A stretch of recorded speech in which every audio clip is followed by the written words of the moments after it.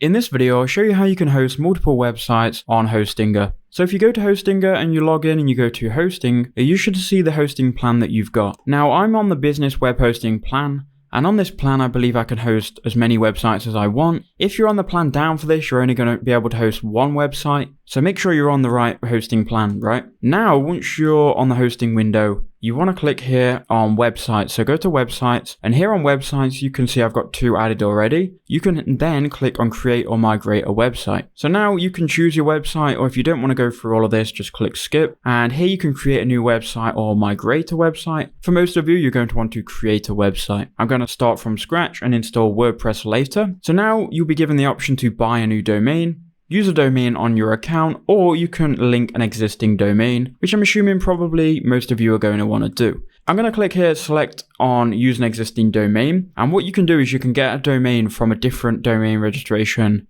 company. So I'm using Namecheap. So if I go to my dashboard on Namecheap and go to domain list, you can then connect any of these domains. So let's say for the video, we'll do this one, onlinehowtoguide.click. So you want to then paste in the domain that you want to create a website with, then click continue. And now all you're really going to need to do is change the name servers. Now this is done very easily. So they're going to recognize where your domain's from. In my case, it's from Namecheap. And all we need to do now is change the name servers. So click on continue. It will then take you into this window where we need to connect our domain. So click connect. And we just need to point name servers from Namecheap to Hostinger. So let's start. We now need to find our old name servers and change it to the new ones. So I'm going to click on manage. And you can do this on any domain registration company. It's going to be rather similar. Okay, so once we're on Namecheap, I'm going to find the name servers section with you. So if we scroll down here and we go to name servers, you want to change it from Namecheap basic DNS to custom DNS. And here you can enter in the name servers from Hostinger. So copy the first one and then paste it in, and then copy the second one and paste it in. And this is all you really have to do. Make sure that's being updated.